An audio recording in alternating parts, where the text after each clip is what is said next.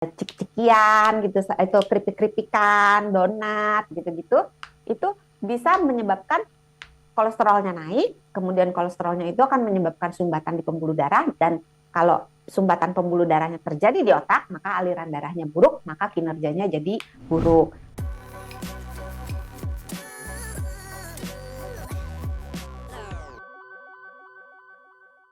Apakah faktor makanan dan minuman tertentu, seperti terlalu banyak micin dan makanan instan dan minuman-minuman alkohol bisa menyebabkan pikun dini, selain pikun karena faktor usia?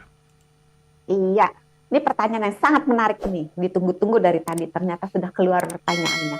Terima kasih Pak Minggus, Minggus, selamat ya. malam. Nah, ini memang benar ada kaitan antara makanan, minuman, kebiasaan hidup dengan kemampuan otak. Tapi dari yang dikatakan ada yang benar, ada yang tidak gitu ya. Nah, makanan yang memperburuk fungsi jantung biasanya memperburuk fungsi otak. Misalnya. Udah kebayang dong? Lah, pura-pura nggak tahu Mas Daniel. Makanan-makanan yang tinggi gula. Oh Kenapa? iya. Karena kalau tinggi gula potensinya ke diabetes. Kalau diabetes bisa merusak jantung dan pembuluh darah. Makanan-makanan yang tinggi garam.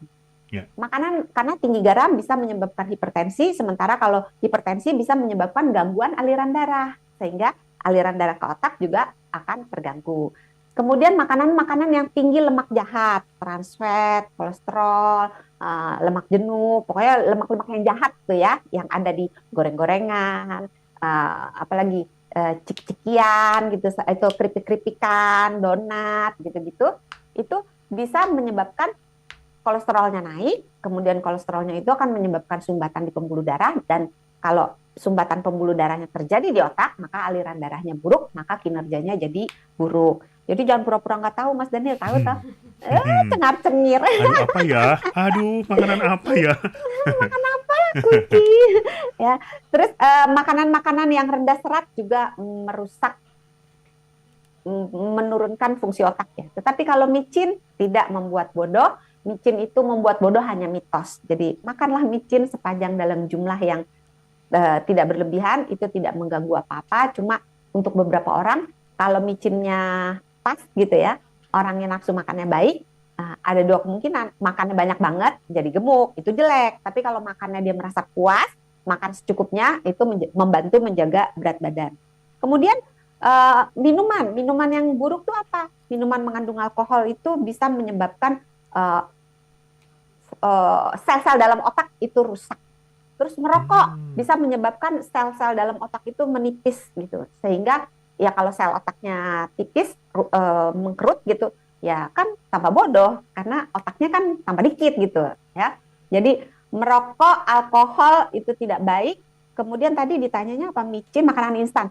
Makanan instan pada umumnya mengandung gula yang tinggi, mengandung garam yang tinggi, sehingga tidak terlalu baik untuk kesehatan otak. Tapi tidak semua makanan instan itu mengandung tinggi gula dan tinggi garam, jadi tidak bisa disamaratakan. Jadi mungkin Pak Minggus lihat dulu di labelnya, kalau dia tinggi gula, tinggi garam, biasanya kurang bagus untuk otak. Tapi kalau dimakan sekali-sekali, ya udahlah, nggak apa-apa.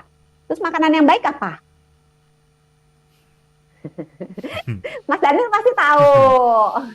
Aduh, si sayur mayur itu dah pokoknya jawabannya dah. Ya.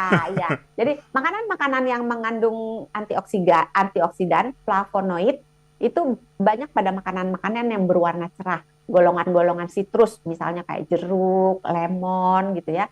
Atau makanan-makanan yang berwarna ungu, misalnya kol ungu, terong, itu juga bagus untuk otak karena dia mengandung antioksidan selain mengandung mineral dan vitamin. Jadi sayur-sayuran dan buah-buahan bagus.